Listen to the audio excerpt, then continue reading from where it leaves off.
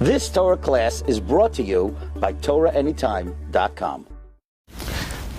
Okay, Bruchim Abba, welcome everyone. Shalom Aleichem. We have a very important topic tonight. We're continuing the series of Shiurim on Sefer Bereshis. The Shiurim on Sefer Bereshis are graciously sponsored by Dr. Zakheim, Umeshpachta Le'nishmas Rav Shlomo Eliezer ben Rav Yaakov Zakheim, and Le'iloi Nishmas, Dr. Zakheim's mother, Rivka Bas Tuvia Halevi. Began Eden to him and Uchasam, they should be Melitza Yisham for their whole families. For Simchas and Nachas, Adbi Eskoel Tzedek. Tonight's shir is dedicated as a refuah shlema for Yocheved Leah Bas Golda Rivka. She should have a refuah shlema B'soch Sharcha Yisrael. By Reb Kenny Pinsauer, Yimali Hashem Kol Mashals Libay L'Toiva. Tonight's shir is dedicated by Alexandra Levenstein as a refuah shlema for Yaakov Naftali ben Freda. Should be a refuah shlema for Sarah Bas Simcha from it.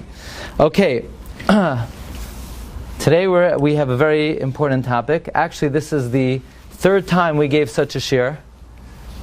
We have what we call the Luchais Rishainais, the 10 Commandments of raising successful children. We gave that many, many years ago. And then we had Luchais Shniyais, another set of 10 Commandments. And now we're up to the third set of commandments. Actually, when I went to Eretz Yisrael, the Sefer on Shemos was printed, so I was able to bring back one Sefer, one copy. I believe the rest of the Svarim are coming tomorrow. So those will be available, Be'ezus Hashem.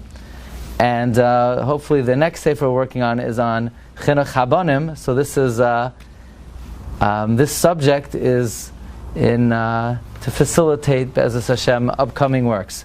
Okay, so we're going to learn tonight 10 important ingredients. Perhaps you call them components. Perhaps they are Segulos, to allow us, to enable us to raise good children, successful children, Yirei Shamayim. If it's not children, then grandchildren. And Be'ezus Hashem should give siyata d'shmaya to all of our efforts, and we should all be zoicha to banim uvnei banim oiskim etarva mitzvahs. Okay, so here is ingredient number one. Rav Aaron David Goldberg, Rosh Yeshiva of Telz, has a kuntris on Chinuch Habanim, where he brings the following story about the Brisker Rav. The Brisker Rav said about himself that he dedicated 10 years of his life to the chinuch of his children. What does that mean, he dedicated 10 years of his life? Meaning, he gave up from his own learning, he gave up from his own avodas Hashem, from his own aliyah and ruchnias, from his own iyun ha-Torah, who, like the Brisker Rav, was able to plumb the depth of the sugyos of Shas. And nevertheless, the Brisker Rav said about himself that he gave up 10 years of his learning. Let me just turn this off. 10 years of his learning for Chinuch Habanim. Now, it's impossible for us to fathom and to imagine what the Brisker Rav could have accomplished with an additional 10 years dedicated to in-depth study of the Talmud, but nevertheless he felt and he gave up of himself to be able to impart to his children. And this is something that Klal Yisrael benefits from now at Soif Kol Hadoros. As we know, the children of the Brisker Rav, the grandchildren of the Brisker Rav are were some of the major Rosh Yeshivas in Klal Yisrael. They had many of the current Rosh Yeshivas today are Talmidim of the Brisker Rav. But the Brisker Rav gave up 10 years of his own personal learning to be able to be fully dedicated to the chinuch of his children. In other words, what we're learning is it is worthwhile, it is kedai, it is imperative, it is obligated for one to give up of their own personal study to be able to impart to their children. And that's one of the most important ingredients in raising good children. We have over here on the Sefer Mizmar L'Soida, which is biographical information about the Reb Chaim Kanievsky, that the Stipler learned with Reb Chaim Kanievsky. The Stipler, of course, was Reb Chaim's father. When the Reb Chaim was a young man of 12 years old, the Stipler used to learn with him Friday nights They used to learn Perek Kol Shah of Psachim. And when the Stipler was through learning with Reb Chaim was at 12 years old, could speak and learning about Masechta Psachim with any of the Gedolei Yisrael.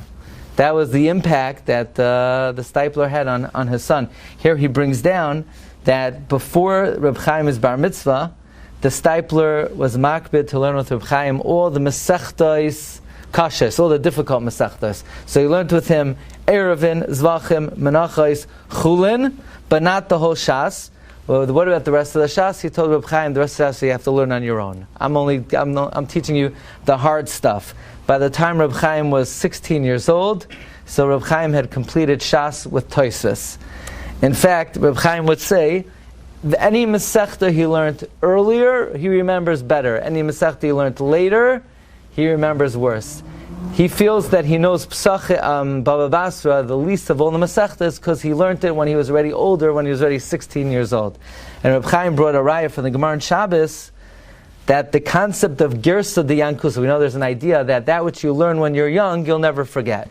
Right? So a kid remembers, the batting averages and the statistics of their favorite players when they're 10 years old, and what the player did last year, nobody could remember. So Allah has come the same thing with learning. Reb Chaim brought a raya from the Gemara in Shabbos that they told the Rabbanan told Abaye a halacha from Rabbi Yirmi, and Abaye didn't accept it.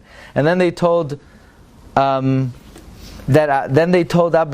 that Rabbi Yochanan said it and he accepted it. So Abaye said, if you would have told me an authoritative source 5 minutes ago, it would have been much better, because then it would have been Girsa de Yankusa, something I learned when I was younger and I would have remembered it.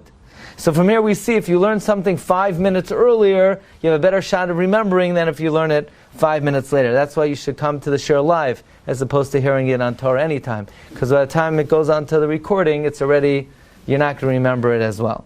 Okay. So that is ingredient number one. Ingredient number one is the very deep and lasting impact learning with a child has. That when a parent learns with a child, it's something that doesn't fade, something that stays with them. And we see that some of the greats and great leaders of the Jewish people, their fathers took off time to learn with them, and you see that the great impact that it had. Okay, here's number two. So you have a kid who's 4 years old, 5 years old, 6 years old. They're not learning Erevin yet. They're not learning Chulin with Tosfos yet. So he brings over here in the Sefer Minchas Toida that the Reb Chaim Kanievsky, before even he was able to learn Mishnayos and Gemara, his father taught him Baal Peh, the names of the Masechtas of the Mishnah, with a special niggin. And that's what Reb Chaim taught his children. In fact, he brings over here that the children of Reb Chaim, all Reb Chaim's daughters, till this day, remember by heart all the names of the Masechtas of Shas. They say, how do you know the Masechtas of Shas? It's not like they learn Shas. He said, I remember when I was young, the Stipler would sing all the Masechtas of Shas, all the names of the Chavdalet Sfarim of Tanakh. So over here he brings that in Reb Chaim's house, Reb Chaim once told one of his daughters to look at the bookshelf to see if the Sfarim were in order. Reb Chaim said one of the Sfarim were not in order. Could you figure out, which Masechta is out of order? And sure enough, his daughter came right in, and she rearranged the Sfarim and put the Masechtas on. Chaim couldn't believe it. How is it possible that you remember, that you know the names of the Masechtas? He said, how could I forget? You sang it to us when we were young, and it's something that we'll never forget. So what is the purpose of learning the names of the Masechtas? I don't think you get credit or schar for Talmud Torah if you just say, Brachos empeya demai klayim shuos. There's no mitzvah of Talmud Torah to recite the names of the Masechtas. What's the tachlis of that? So Reb Chaim would say that even before a kid knows how to learn, you want to engender a desire to learn. And when the kid memorizes the names of the Masechtas, that they have an ambition. One day I'm going to learn this. One day I'm going to master this. One day I'm going to dedicate myself to this. So there's an idea that even before a child or a young man begins to learn, the parents, the father, the mother, should try to engender a cheshek for their learning. So you say, what's the niggin? So I'm not 100% sure, because we once spoke about Reb Chaim Kanievsky, and I asked around if anyone has a good niggin, and one of my kids told me that their Rebbe had a niggin, so I contacted my son's Rebbe, and this is what he came up with. You ready?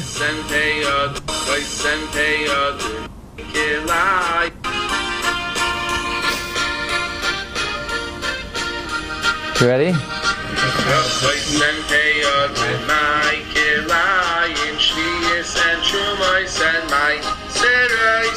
You like that?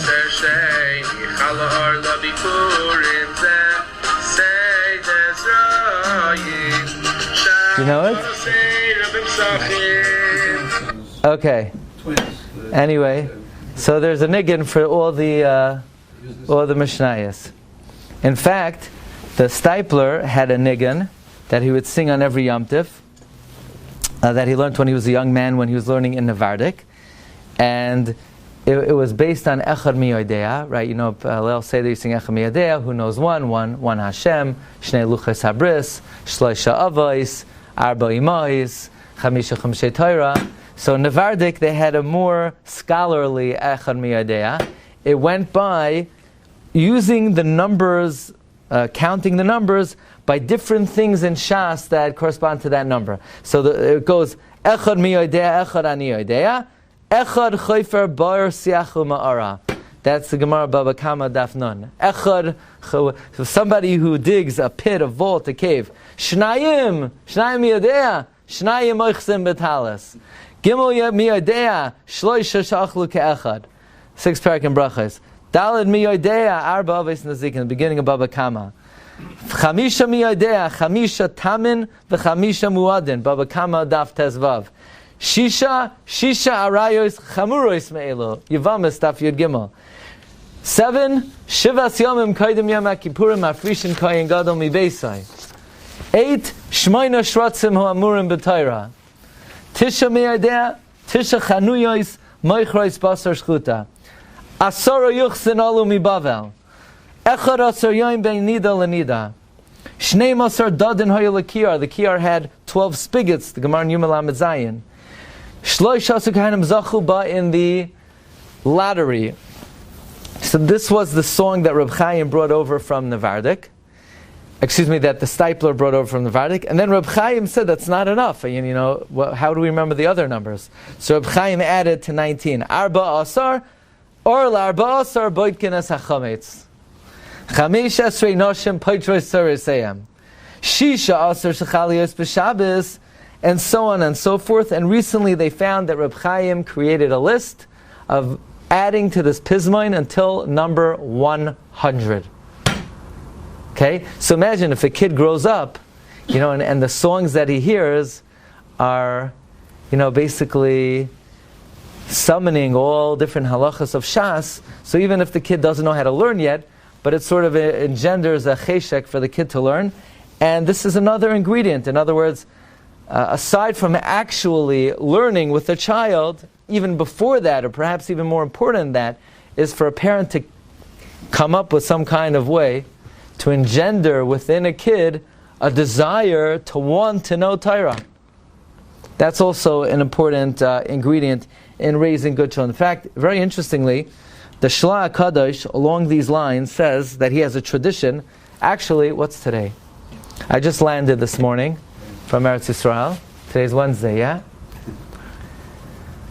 On Sunday night, I was in Tiberia, and I was at the kever of the Shla HaKadosh. You know that the Shla HaKadosh came to Eretz Yisrael. He was a Rav in Prague. And at age 60, in the year 1620, the Shla HaKadosh came to Eretz Yisrael, and he came to Yerushalayim this week, Parshas Vayeitzey, and he entered the gates of Yerushalayim when we read Ein Zeh Kiyim Beis Elokim V'Zeh Shar HaShamayim, and therefore he named his sefer Shar HaShamayim. The Shlach HaKadosh writes he has a tradition that someone who's an Am Ha'aretz Gamor, and it distresses him that how little he knows, and he doesn't understand too much. He should read the names of the books of the Torah, Torah Shebechsav, Torah Sheba'al Peh. He should say, Bereshis, Shemais, Torah's Kayanim, Chumash HaPekudim, Mishnah Torah, and then he should say, Bereshis, Noach, Lech Lecha, Vayerach, Hayisar, and so on. And then the names of the Nevi'im Rishonim, Yeshua, Shoftim, Shmuel, Malachim, Yeshayim, Yechezkel. Then the Ksuvim, then Zra, Moy, Noshim, Zingim, Koshim, the Haros, then the names of all the Masechtos, and then the names of all the Midrashim, Rabbah, Tanchuma, Sifra, Sifrim, Bechol, Torah's Kayanim. Then the names of Sifrei Kabbalah, Zohar, Tikkun Ezra, Boyer, Pirkei Merkava, Pliya, Kaneh. And by reading these names, even more than the fact that it engenders within your children a desire to learn, it will engender within you a desire to learn. When you say, you know what, out of everything I just said, I don't know any of it. Maybe I need to apply myself to it. And if a person desires to learn something and circumstances limit them, and they're not able to learn something due to circumstances, so we know there's a concept, Chishev la'asos mitzvah, if a person thinks to do a mitzvah, venenas, and circumstances don't allow them, male olav kilo asa, it's considered as if they did it. So not only are saying the names of the Svarim and the Parshas and the Masechta is a good idea for children, it's a good idea for us as well. It will engender, not only in our children, it will engender within us a desire to learn everything. Okay, here we go. Ingredient number 3. You know, if somebody wanted to know how to raise good children, probably a good idea would be to go to some of the great people of all time and see what their parents did. You know, let's go to Moshe Rabbeinu's father, and mother. What did they do to produce a Moshe Rabbeinu? After all, they must have done a pretty good job. I mean, think about who they raised. Moshe, Aaron, Miriam. I mean, that's all-star lineup over there. That's pretty good. Not bad. Moshe, Aaron, and Miriam, the parents must have known what they're doing. So what was the secret? We know that Moshe Rabbeinu was the greatest person who ever lived. And he was the most humble person who ever lived, and just like he excelled in humility, he likewise excelled in every imaginable good quality, Rabbeinu Yonah writes. So what was the secret of Moshe Rabbeinu? You ready for this? Says the Sforno. The Sforno says that of all the sons of Yaakov Avinu, Levi lived the longest, I believe 137 years. And because he lived the longest, he raised his children Kahas and his grandson Amram. And therefore, someone like Amram, who saw his grandfather, was able to produce a Moshe, Aaron, and Miriam. In other words, you know why Moshe, Aaron, and Miriam were the greatest in their generation? Because everybody else learned with their father, and they also learned with their grandfather, and their father learned with his grandfather, so they just had more access to earlier generations. They weren't smarter, they didn't have any better quality than anybody else, they were just the fortunate beneficiaries of learning from earlier generations. So ingredient number 3 is, if you have kids, have them learn with their grandparents. And if you're a grandfather, learn with your grandchildren. That's the most powerful ingredient in creating great generations. It ain't the parents, it's the grandparents. That's what the Sforno says. So he said, no. That was if you have a grandfather like Levi and Kahas, but not if you have a grandfather like me, I mean, that was very nice. Okay, I understand. Moshe was great because he learned from a Kahas and an Amram and a Levi. Okay, these were some of the all-time greatest personalities. But who says this is a phenomenon that occurs in all generations? So the Sforno continues in Parshas Mishpatim on the pasuk, Es mispar yamecha amale. I will complete the count of your days, which is a blessing. It's a blessing of long life. Says the Sforno, what's the blessing of long life? The blessing of long life is you'll be able to see grandchildren, and you'll be able to teach them, and you'll be able to set them straight, just like Levi, Kahas, and Amram. So the Sforno was saying that what happened to Moshe Rabbeinu was not a one-time phenomenon. It's a phenomenon available in all generations. So if you have kids, bring them to the grandparent. Not just for free babysitting. Not because if you bring them to the grandparent, they'll probably pay for supper and a few other things. Bring them to the grandparent because that will be the best investment for your child. In fact, the Gemara says in Kedushin Daf Lamed, Amar Rabbi Yeshua ben Levi, Kal hamalamed es ben benoi Torah, mala olav hakasav kilu kibla mehar Sinai. Anyone who teaches his grandson Torah, it's like the grandson received the Torah on Har Sinai. It doesn't say that if you learn with your father, it's like the kid got it on Har Sinai. It says if you learn with your grandfather, it's like you got it on Har Sinai. Why? It says, V'haidatem levanecha v'levnei vanecha. And juxtaposed to that is, on the day that you stood before Hashem on Har Sinai. And if there's no grandfather, bring him to an older Talmid Chacham. Someone who's your Rebbe's Rebbe. Because when you bring the Messiah back an earlier generation, the child gains a level of connection to Har Sinai that's more compelling, that's more powerful, that's more impactful. That's the third ingredient. Go to the grandparents. The secret of Moshe Rabbeinu is that he learned with his grandfather. Number 4. The Chassam Sofer was once bemoaning the fact that he was so busy. There was no one in history busier than the Chassam Sofer. Chassam Sofer fulfilled 3 major roles in Klal Yisrael. He was the Rav of Pressburg, he was the Rosh Hashiva, and he was the greatest Meishiv of writing response in the generation. Usually, a person, a Torah person, can only do one of those 3 things. He was Rav, he was Rosh Hashiva, and he was Meishiv. And he lamented the fact that he was so busy he didn't have enough time for his children. He didn't have enough time to learn with his children. He didn't have enough time to, so to speak, supervise his children. And he was lamenting to one of his Talmidim that he just didn't have enough time for them. So the Talmud said over a pshat in a pasuk in Tehillim. The pasuk says, Kol hayoim choyneinu malva. All day he graciously lends, v'zaroi lebracha. And his descendants are a blessing. So what does it mean, all day he graciously lends? It should say, he always graciously lends. What does it mean, all day he graciously lends?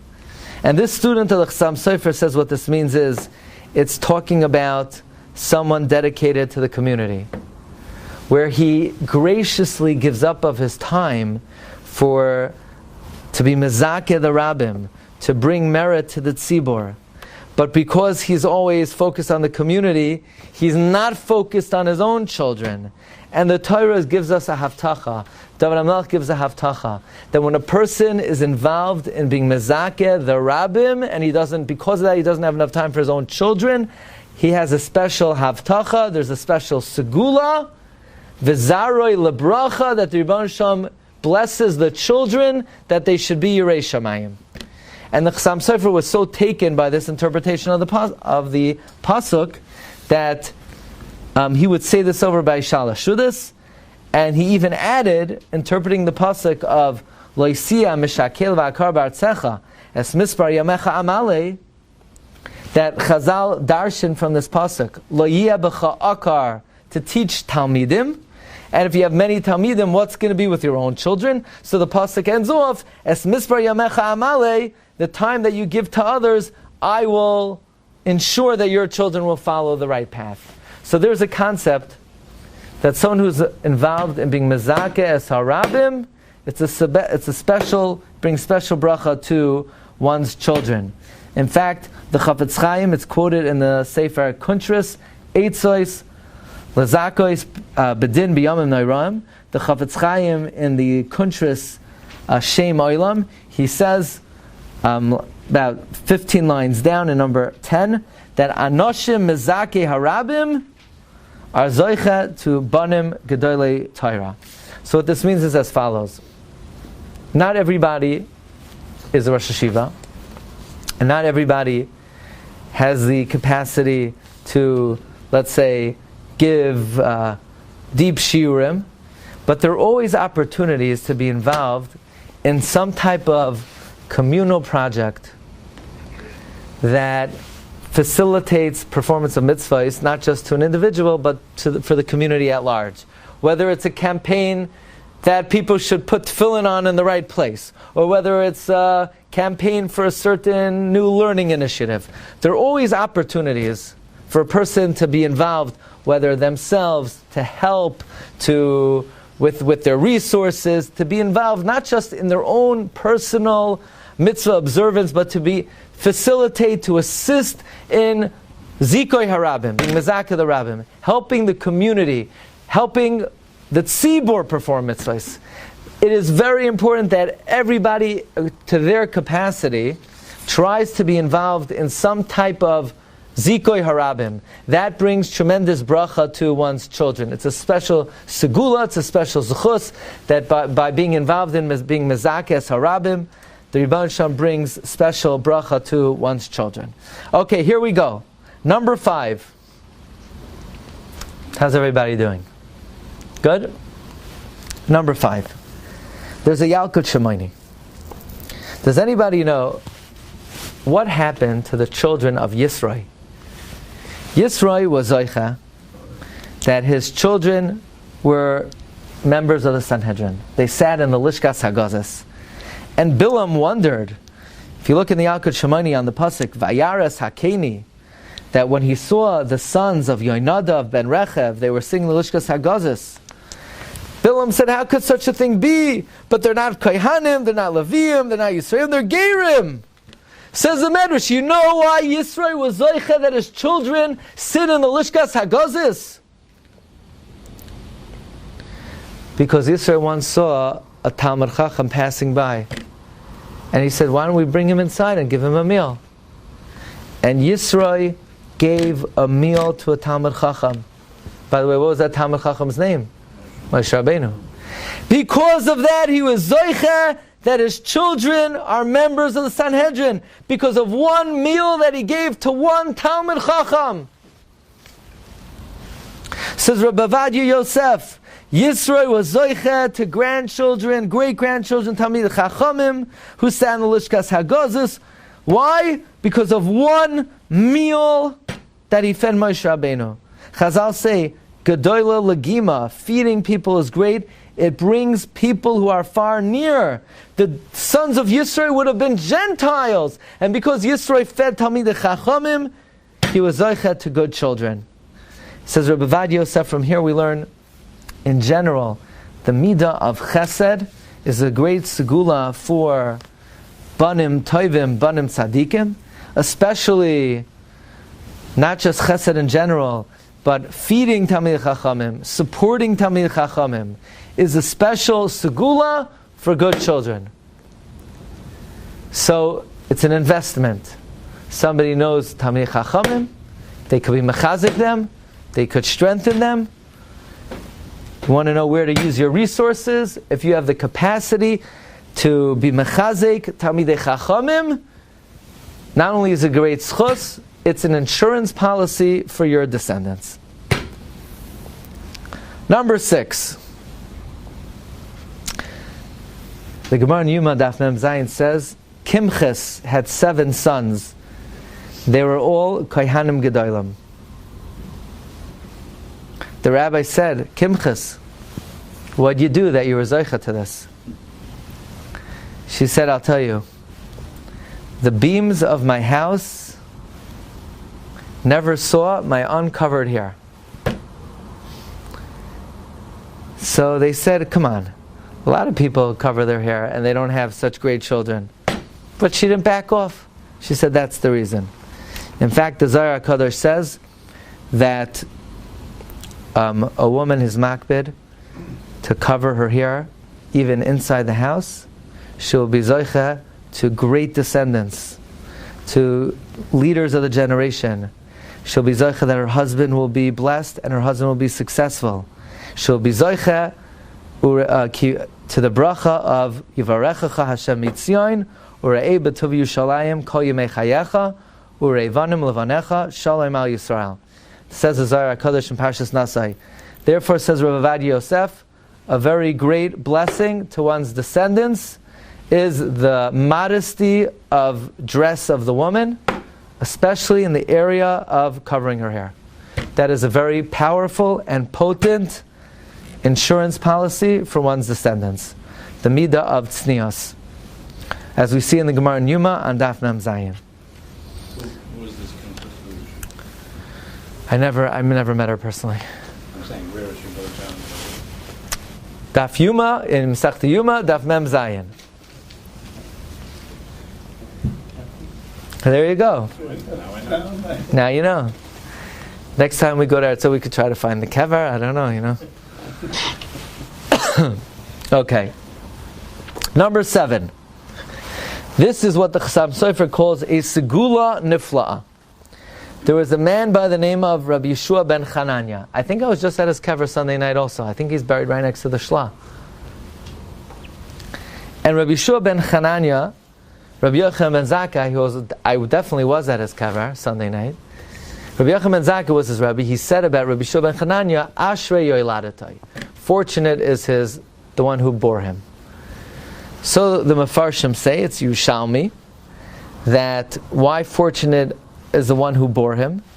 So Yushalmi says Rabbi Yeshua ben Chananya's mother brought his crib into the Beis HaMedrash so that his ears should hear the Divrei Torah when he was a young man.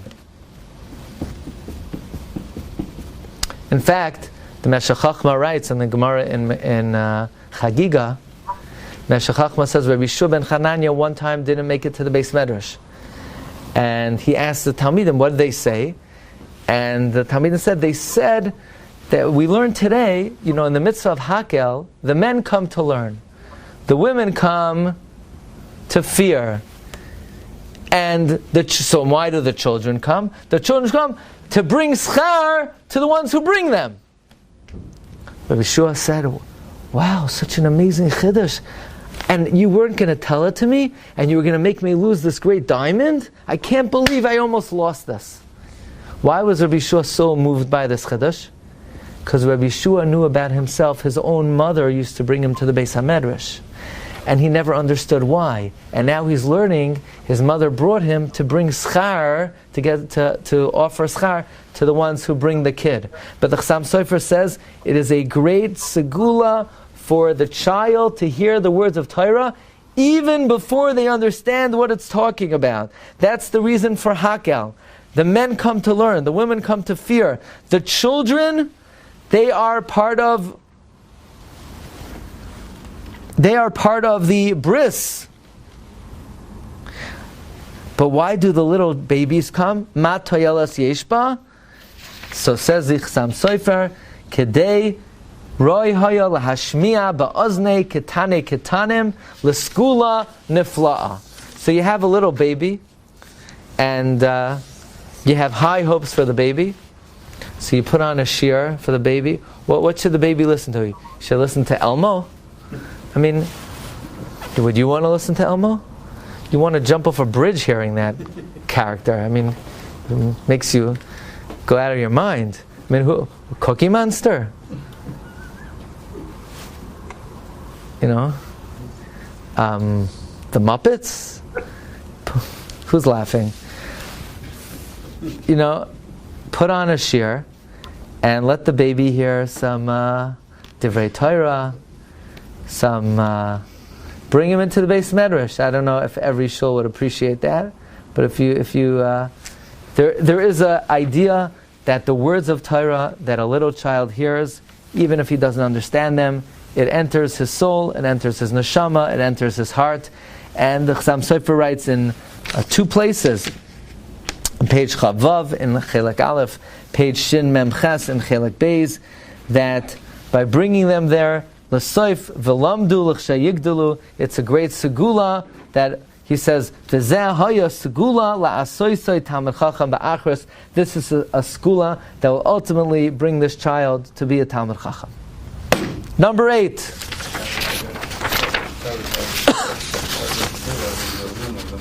What? That's the reason why the child is taught in the womb of the mother. Yeah. It's even if he doesn't understand it.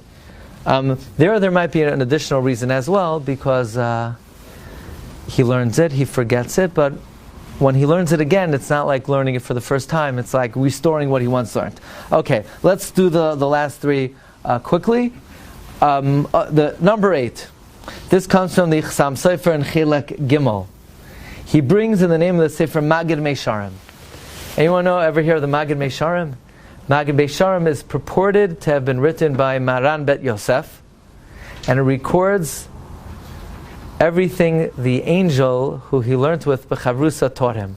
The Beis Yosef had a malach that came to learn with him, and the Beis Yosef records everything the malach taught him in the Sefer Magid Meisharim, and the Beis Yosef was taught, when a tzaddik passes away, if a person cries for the loss of that tzaddik, one will be zoicha to have children who are Talmidei Chachamim.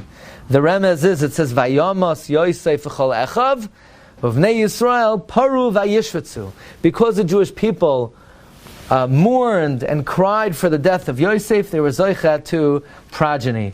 In fact, in the Sefer, Oitzrois HaSofer, he brings from Rabbi Binyamin Mendelssohn that he heard in the name of the Chassam Sofer that crying for the Churban Beis HaMikdash is a segula lebanim tovim.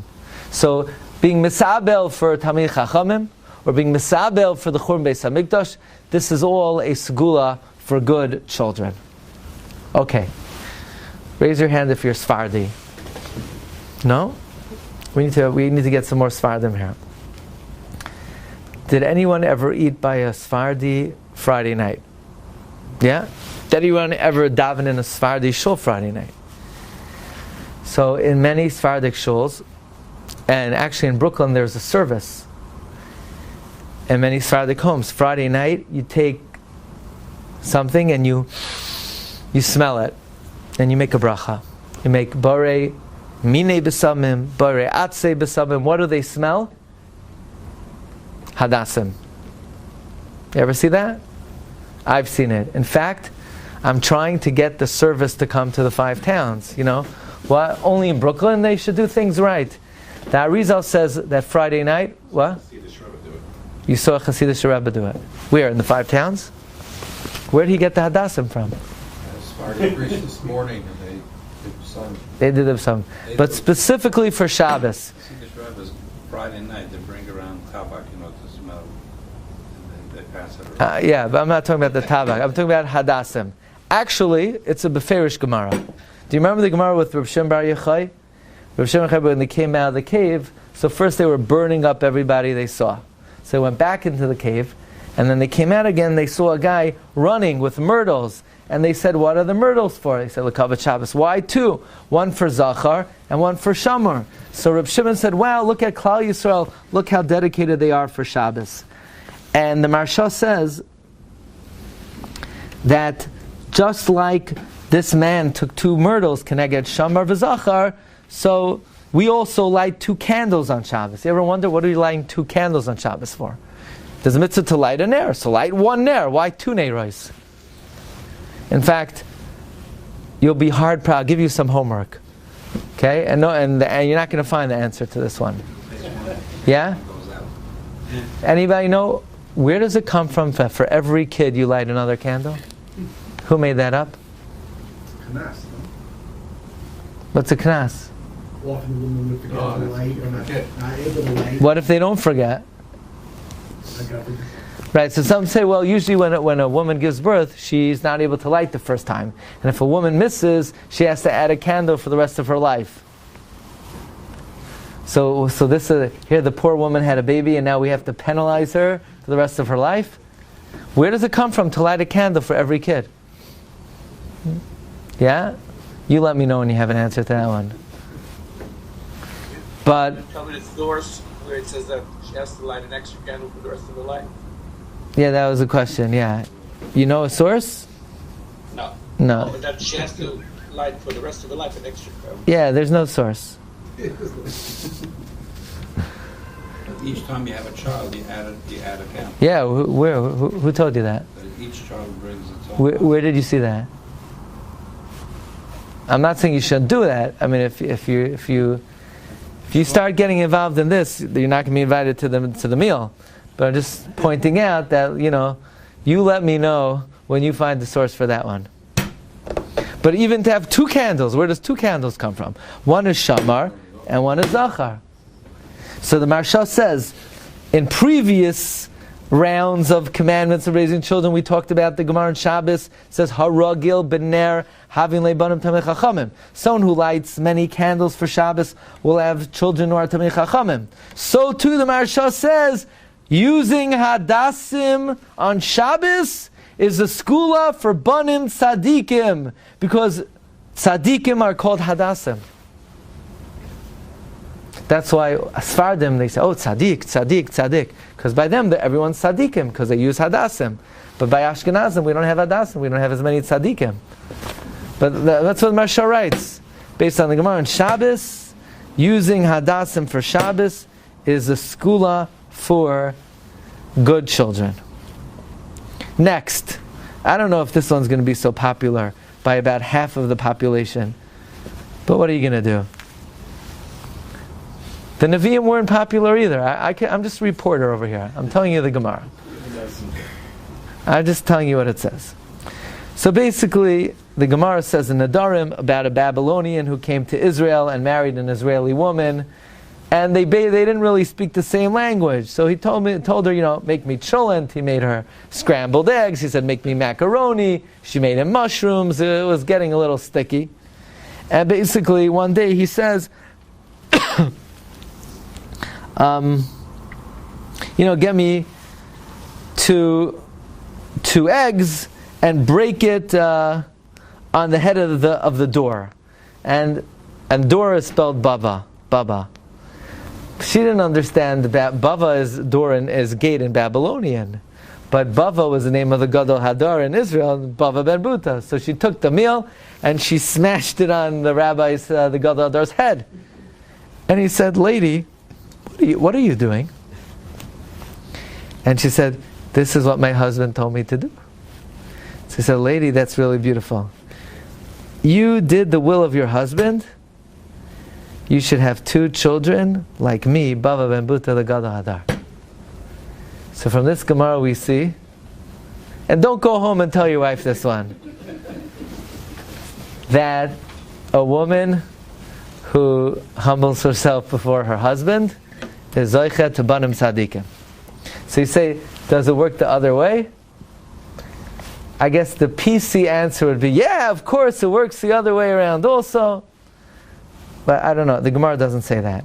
I'm sure it's the husband also has to humble himself before his wife. We see that Avram Avinu, when he came to Eretz Yisrael and he was busy going to different cities and he was building the future Jewish people, he always pitched Sarah's tent first. So of course the Rambam says that one has to love his wife like his own body and honor her more than himself. But nevertheless, we have a concept, Isha Keshera Oisin Ritzain Bala. The traditional Jewish woman humbles herself to the will of her husband. And doing so, one is Zaycha to Banim Tzadikim. In fact, I'll tell you the truth, usually I prepare the share Tuesday. I landed this morning 4:30. So I can't say I did enough research about this. I'm going to throw it out there, and I'm going to tell you to take it with a grain of salt, because I'm not exactly sure what the source is, but there's a sefer called Meshivas Nefesh, and he brings that Rivka was not completely machnia herself to Yitzchak. Why didn't she just sit him down one day and have a heart-to-heart talk and say, listen up, Yitzchak, this Esav over here, he's not what you think he is. Can we discuss his future? Do you understand what he's doing? But she didn't do that. She tried to trick him. And because she tried to trick him, so she didn't have the right hachna to him, so she didn't have two Yaakovs. Okay, I think we need to find such a source in Chazal to be able to criticize Rivka. I don't think this is something that you could conjecture without having a basis in the words of Chazal. But nevertheless, the idea is we see in the Gemara in Nedarim that a woman who seeks to fulfill Ritzayin Bala is blessed, is given a special segula, a special blessing for Banim Tzadikim. So here they are, another 10 ingredients, segulais, perspectives, activities that one could do to try to increase the success of one's children. Again, number one, and probably this is the most important, is the time invested in imparting to a child, learning with them, spending time with them, teaching them, is probably the single most important thing that you could do for your child. Number two, to try to engender a desire for learning in them. And it's not just by learning with them. The Stipler would sing these songs of the names of the Masechtas to engender within Reb Chaim a desire to learn. We have the Sforno. The Sforno says the influence of a grandparent was the greatest influence in the life of Moshe Rabbeinu. Number four, the great merit of being mezakes harabim, if somebody can be involved in any capacity, but in bringing merit to the tzibur. Number five, the midah of chesed, feeding those who are hungry, being mechazek talmidei chachamim, like we find that the Bnei Yisrael were zoichet to be members of the Sanhedrin because Yisrael fed Moshe Rabbeinu. Number six, the woman's midah of tznios, even b'toich beisa, even within her house. Number seven, even from an early age, instead of the child listening to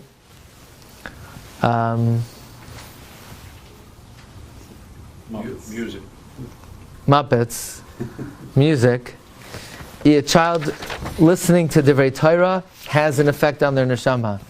Number eight, one who is misabel, one who cries for a departed tzaddik, one who cries for Churban Beis Hamikdash, it's a skula lebanim tovim. Number nine, hadassim. Anyone wants to bring the hadas service to the 5 towns? Amen. I'll give you my address. I'll take them. I like hadassim. And number 10, isha kshera oisin ritzayin bala, like Bava ben Buta said to this woman, ad asisa ritzayin baalech hamakam yoytzi mimcha shnei banim kevava ben Buta. But I think that one also, aside from the fact that it's a segula, Rav Pam once said over that good children is 50% shalom bayis and 50% tefillah. So I once sent to Reb Chaim Kanievsky, did the Stipler say good children is 50% tefillah and 50% shalom bayis? And he said, I never heard it.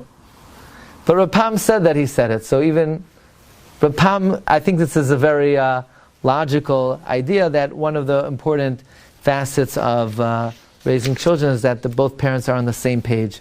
So Bava ben Buta gave the woman the bracha that you have such respect for your husband, Hashem should reward you with Shnei Banim Kevava ben Buta. And as we mentioned many times in the past, the most important ingredient is tefillah. Tefillah for one's children is probably the single greatest obligation one has towards one child. Rav Vobel would say that, if somebody kills b'shoigeg, they go to the Arei Miklat. And when does the murderer get out? When the Kohen Gadol dies. So that means everyone's going to be davening for the Kohen Gadol to die. So why is it the Kohen Gadol's fault that a guy killed b'shoigeg? It's Kohen Gadol's fault that somebody killed b'shoigeg, that we're saying that the murderer could leave when the Kohen Gadol died. So Chazal say, the Kohen Gadol should have davened that under his watch, nobody kills b'shoigeg. Now, is the Kohen Gadol really responsible for every negligent murderer? That it's his achrayus to daven that under his watch nobody kills b'shoigeg? But we see from this Gemara that when you're a leader, you must pray for the success and welfare of all your constituents. And if a Kohen Gadol is responsible to pray that nobody in Klal Yisrael kills b'shogeg, says Rav Wolbe, then imagine what the responsibility of a parent is to pray for their child. So that is the most important obligation. It starts when the kid is young, and it never ever ends. As the story goes, somebody once came to the stipler and said, what blessing, what eitzah do you have to raise good children? And the stipler said, eitzah? There are no eitzahs. There's only tehillim and tears. There's only tefillah. The stipler said, what, you think I don't daven for my son? You see Chayimol, you see little Chayimol over here?